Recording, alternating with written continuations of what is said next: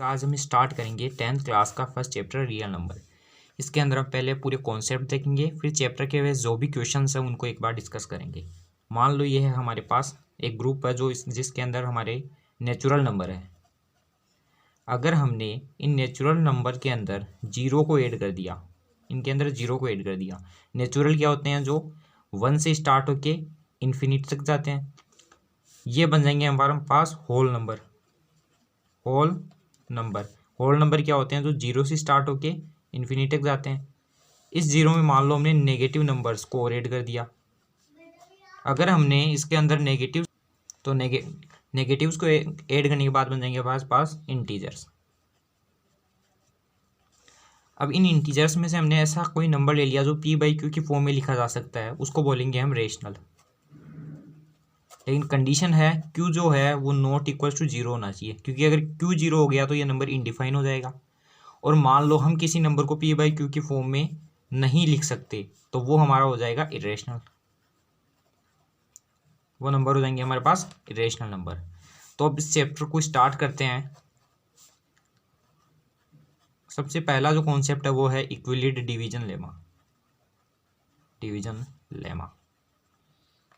इक्विलिड division lemma, इसकी एक जो कंडीशन है वो है a equals to BQ plus R। अब हमारे पास a b q r ये क्या क्या है ये देखते हैं। मान लो हमने 25 को डिवाइड किया है 9 से, तो ये कितनी बार जाएगा? 2 बार। यहाँ 18 आ गया। जब इसको माइनस करेंगे तो हमारे पास बच गया 7। इस 7 को बोलते हैं हम रिमाइंडर।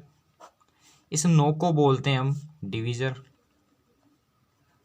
जिससे डिवीजन कर रहे हैं उसको बोलते हैं डिवीजर, और जो चीज़ डिवाइड हो रही है उसको बोलते हैं डिवाइजर, डिविडेंड। और ये 2 आया है उसको बोलते हैं हम क्वोशेंट। तो यहाँ पर जो a है वो है हमारा डिविडेंड, जो b है हमारा वो है डिवाइजर,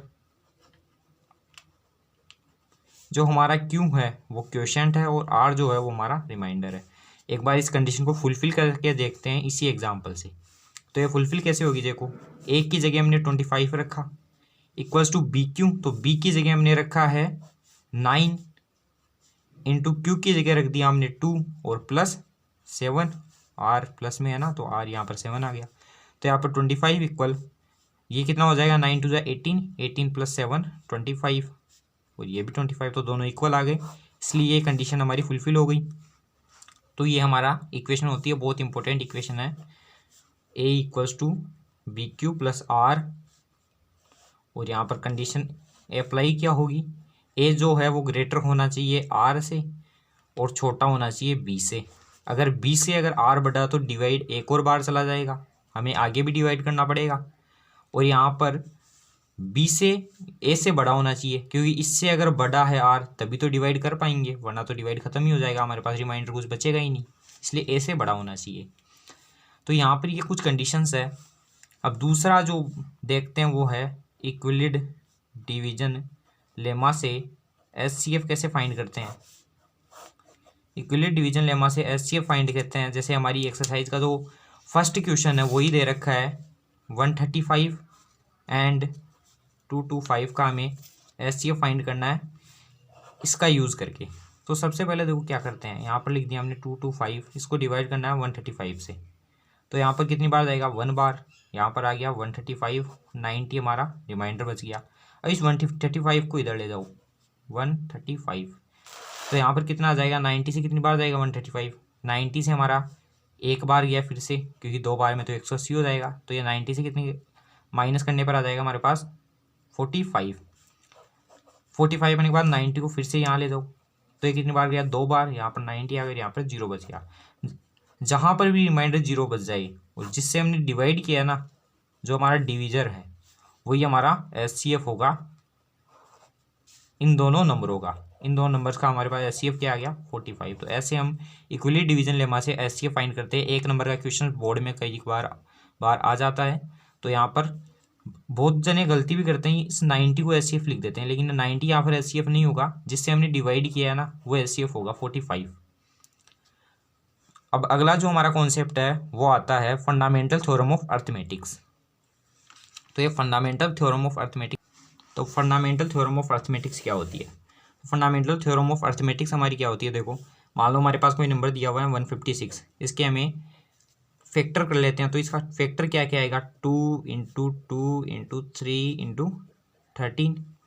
तो इसको क्या लिख सकते हैं? 2 × 3 × 13। बस इतना ही करना है हमें से इस थ्योरम के अंदर। जैसे हमारी 2.1 एक्सरसाइज दे रखी है, उसके ऐसे ही क्वेश्चन है सारे के सारे। तो यहाँ पर देखो, ये थ्योरम क्या बोलती है कि हमें सबसे पहले जो सबसे छोटा नंबर है ना उसी से डिवाइड करना है। तो ये हमारे पास पहले 2 से करेंगे, फिर 3 से जाएगा तो 3 से करेंगे, फिर 13 से करेंगे। जैसे एलसीएम लेते हैं हम, वही काम यहाँ पर करना है। अब यहाँ पर एक जो फॉर्मूला आता है अच्छा वाला, वो है HCF into LCM equals to product of 2 numbers. इस फॉर्मूला, ये वाला जो फॉर्मूला है वो कैसे काम करेगा? तो देखो, मान लो हमारे पास एग्जाम्पल है 26 एंड 91। तो इसके हम फैक्टर करेंगे। 26 के फैक्टर क्या क्या आ गए? 2 और 13। 91 के जो हमारे फैक्टर्स है वो क्या क्या आ गए? 7 एंड 13। 2.1 का जो फर्स्ट क्वेश्चन है ना वो है ये। यहाँ से हम दोनों कॉन्सेप्ट को कवर कर लेंगे, 2.1 का फर्स्ट क्वेश्चन भी, और ये जो हमने लिखा है इसको भी अप्लाई करके यहाँ पर देख लेंगे। तो यहाँ पर हमारा एलसीएम क्या आएगा? एलसीएम 2 × 7 × 13, ये तो हमारा एलसीएम हो गया। और एचसीएफ क्या होगा? एचसीएफ जो दोनों में कॉमन आता है, तो यहाँ पर 13 दोनों में कॉमन है, तो एचसीएफ हो गया हमारा 13। इसको जब हम मल्टीप्लाई करेंगे तो कितना आएगा हमारे पास? ये आ गया 182। तो यहाँ पर देखो, एलसीएम एचसीएफ आ गया हमारे पास। अब यहाँ से देखते हैं हम, LCM into HCF equal product of 2 numbers होता है या नहीं होता? तो एचसीएफ इंटू एचसीएफ करेंगे हम। 13 × 182 equal product of 2 number 26 and 91। तो 26 एंड 91 को जब मल्टीप्लाई करेंगे तो हमारे पास दोनों आ जाएंगे 2366, और इसको भी जब मल्टीप्लाई करके देंगे तो आ जाएंगे 2366। तो ये हमारा प्रोडक्ट ऑफ 2 नंबर्स हो गया। अब आते हैं हम अगली एक्सरसाइज पर, जिसके अंदर हमें क्या दे रखा है? उसके अंदर में बता रखा है कि √3 एक इरेशनल, इसको प्रूव करो। तो वो बहुत लंबा प्रोसीजर, उसके लिए एक सेपरेट वीडियो रहेगा। अब देखते हैं हम, एक क्वेश्चन और है जो 2.2 के अंदर पूछते हैं, वो वाला है एंड विथ जीरो वाला। एंड विथ जीरो, तो एंड विथ जीरो क्या होगा? जब जो हमारा जो नंबर दिया हुआ है 2 की पावर n इंटू 5 की पावर n की फॉर्म में लिख दें, तभी वो एंड विथ जीरो होगा। एंड विथ जीरो, ऐसे वो एंड विथ जीरो नहीं होगा। जैसे हमें क्वेश्चन दे रखा है 6 की पावर जो n है वो एंड विथ जीरो होगा या नहीं। इसको हम 2 की पावर n इंटू 5 की पावर n की फॉर्म में कभी लिख ही नहीं सकते। इसको कैसे लिख सकते हैं? 2 की पावर n इंटू 3 की पावर n, तभी ये जो नंबर होगा वो 6 की पावर n बनेगा। 2 × 3 6 हो गया, तो 6 की पावर n। तो ये इस फॉर्म में तो कभी लिख नहीं सकते, तो ये एंड विथ जीरो नहीं होगा। ठीक है, एक और क्वेश्चन जो इस एक्सरसाइज में है वो है, हमें 7 × 11 × 13 + 13 एंड 7 × 6 × 5 × 4 × 3 × 1 + 5, इनको हमें कंपोजिट क्यों है ये प्रूव करना है। तो यहाँ से हम 13 कॉमन ले सकते हैं। तो यहाँ पर क्या आ गया? 7 × 11 × 1 + 1। तो यहाँ पर देखो, एक फैक्टर तो ये हो गया, एक ये फैक्टर हो गया, इसीलिए ये जो है वो कंपोजिट नहीं है। ठीक है, यहाँ पर भी हम जो 5 देखो प्लस, लास्ट में जो प्लस में आता है ना वही हमारा फैक्टर होता है। यहाँ पर देखो, यहाँ पर भी 5 मिल गया, यहाँ पर भी 5, इसलिए 5 को इसकी तरह कॉमन लेंगे तो ये भी एक जो है कंपोजिट नंबर होगा। ठीक है, अब जो हमारी 1.4 एक्सरसाइज है उसके बेस ऊपर क्वेश्चंस देखते हैं। तो उसके ऊपर हमें कॉन्सेप्ट क्या लगाना पड़ेगा? Number and their decimal expansion.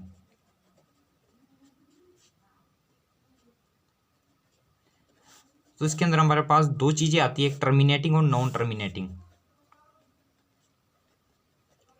Terminating जो कुछ नंबर चलने के बाद टर्मिनेट हो जाए, और नॉन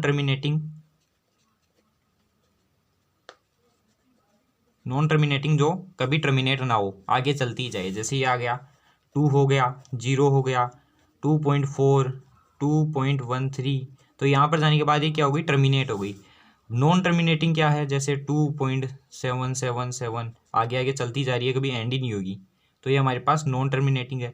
अब नॉन टर्मिनेटिंग के भी दो पार्ट है हमारी, एक जो है वो रिपीटिंग और एक नॉन रिपीटिंग। रिपीटिंग जो रिपीट होते ही जाए, जैसे हमने ये एग्जांपल लिया था 2.777, ये आगे रिपीट होते ही जा रहा है, तो ये कौन सी है, रिपीटिंग है। इसको हम 2.7 बार भी लिख सकते हैं, ऐसे ऊपर एक लाइन खींच दो, उसको बोलते हैं बार। इसका मतलब क्या है, ये रिपीट होते ही जा रही है, आगे आगे चलती ही जा रही है, कभी एंड ही नहीं होगी, 7777 इन्फिनिट तक जाते ही जाएगा। नॉन रिपीटिंग जैसे हमारा पाई हो गया, ये एक नॉन रिपीटिंग नंबर है, मतलब इसकी जो वैल्यू आएगी 3.14, फिर और कुछ आ जाएगी, चलती जाएगी अलग अलग, कभी ये एंड नहीं होगी, तो ये हमारी नॉन रिपीटिंग है। पाई क्या है, ये एक इम्पोर्टेंट, ये इरेशनल नंबर है, इरेशनल नंबर। अब आप बोलोगे इसको हम p/q की फॉर्म में तो लिख सकते हैं 22/7, और यहाँ पर जो q है वो नॉट इक्वल टू 0 भी, यहाँ पर तो 7 है, लेकिन ये जो पाई की है वो एग्जैक्ट वैल्यू नहीं है, एग्जैक्ट वैल्यू EX80, ये जो पाई की ना एग्जैक्ट वैल्यू नहीं है 22/7, ये हमने अप्रोक्स वैल्यू ली है जिससे हमारे क्वेश्चन सॉल्व हो जाते हैं। तो ये था हमारा फर्स्ट चैप्टर, जिसके अंदर सारे क्वेश्चंस भी हमने कवर किए हैं। तो इसको अगर आप देख के जाएंगे तो आपके सारे क्वेश्चंस बन जाएंगे।